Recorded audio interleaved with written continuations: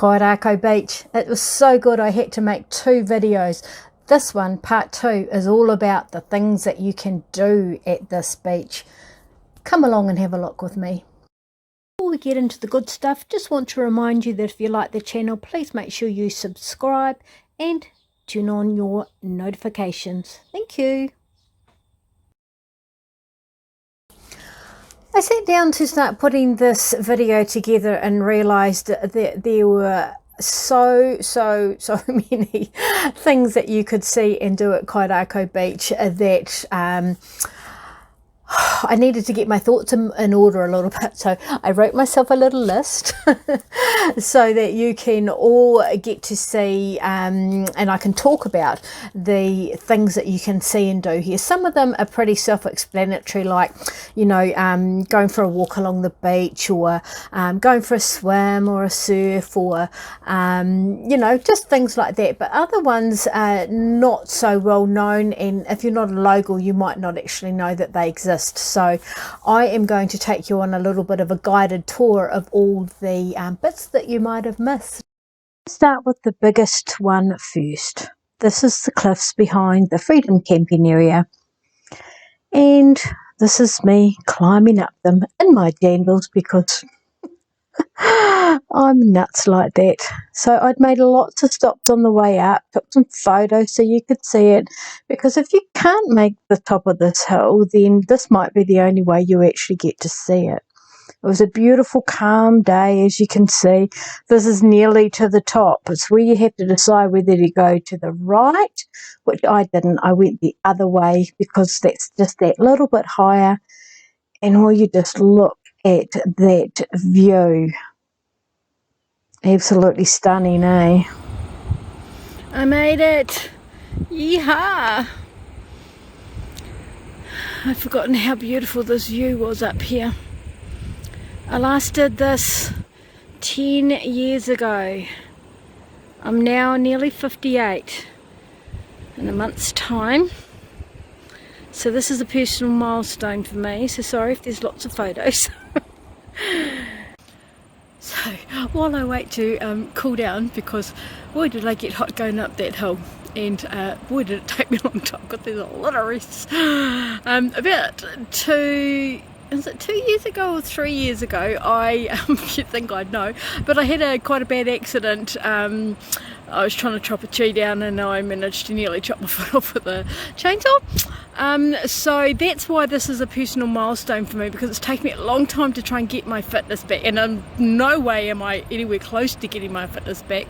But for me to even try to get up this bloody hill means that it's finally on the mend, and mentally I'm on the mend, if that makes sense. Trusting my body a little bit more, that if I just take it easy it will get there in the end. So before I go on to show you some more wonderful places, just want to talk a little bit about that hill climb, because it is a huge hill. When you go up the through the gate, you don't necessarily have to take that track that goes straight up there. That's actually a really hard track. The locals we all go off to the left, we get to the fence line, and then we follow the fence line up, go as far as the fence will go, and then go to the right and join up with the main track again. When you're coming down, come the same way, because if you try and come down the other one, you'll end up on your ass more than you will on your feet, and it's really hard on the knees, and you've got nothing to hold on to, so you'll probably slide down most of it. And another note is, do not put your phone in your back pocket, because when you fall on your ass, your phone will come out and you will have to go back up and pick it up again, which is not easy when you've got jelly legs because you're so freaking unfit that you... So anyway, we're heading round the back to the residential streets, where there's a wonderful tennis court that you can use. And then at the end of the street, so you see lots of little batches there, but if you go down this, that looks like a driveway, but it's actually not a driveway, come down here and you will find a really cool bushwalk. Now this is all sort of just council land, I think. I'm not sure who the land belongs to, but the Kairakau Development Society have put a lot of time and effort into building up that little bush reserve in there for you to walk through, and it comes out just by the Freedom camping area there. Public toilet just off to the left.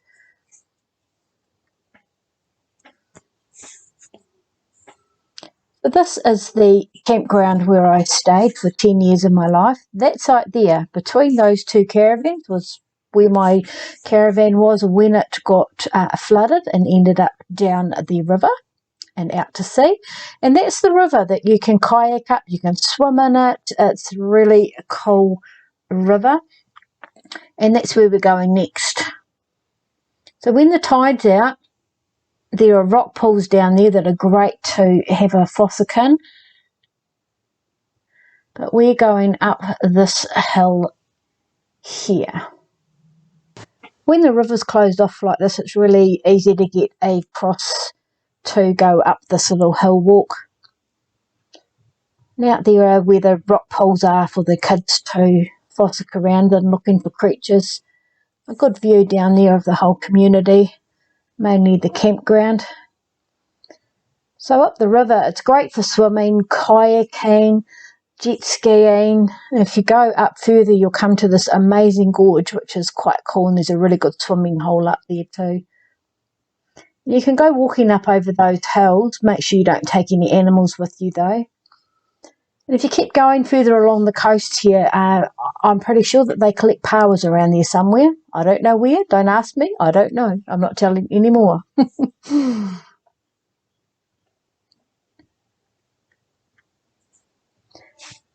Down the other end of the beach now. So we're heading north. You need to wait for low tide to undertake this walk. This is the other big walk that you can do.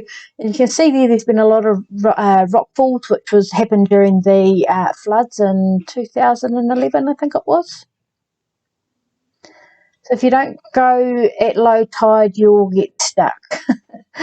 So I'm just going to sort of show you the track. This track pretty much stays the same. Once you get past the rocks and come in, you'll be able to see where people have been walking up into the hill. Just stop for a bit of a breather because it's a nice view. Beautiful rock formations up there. So continuing along this path, you'll get to a sort of a T intersection where you can go to the left, which takes you up to some more waterfalls, I think. But we're going to go down, so we're not going up that track because that's for the young ones that want to go up to the other waterfalls, which I couldn't do. We're going down here. Use the rope to get down. And then you can go to the left along the river on that side, or you can go across the river and go down that way. So that track there will take you to the first of the big waterfalls, which is like a chimney waterfall. Before the floods that came, the bottom of this waterfall used to have a really cool little cave in it, and the kids all used to swim under it. It was like a fairy grotto. It was really beautiful, but never mind. So we're going to go along this little track on the other side. If you didn't know it was here, you wouldn't know to go down it. So there's another little stream that goes along here. There is a bit of a track, but not much. Most of it you'll end up actually walking in the water. So that's why I've got my jandals. And then you'll find this lovely little grotto. You can go in a little bit further if you want to go swimming. But again, it's changed a bit since the floods of 2011. I was really lucky that I found my credit card on the way back. Oops. I hope you enjoyed that tour of Kairakau Beach and some of the other things that you can do that if you didn't know a local, you might not know were there. I hope you enjoy your time at the beach if you ever manage to get there.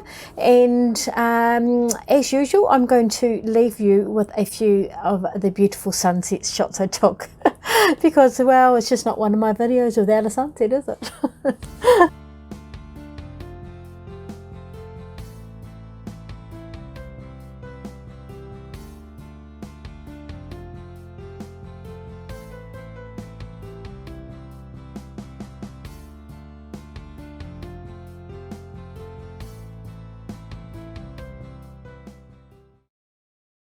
I hope you enjoyed that video. If you did, please make sure to share with all your friends and subscribe to the channel because there'll be more up soon.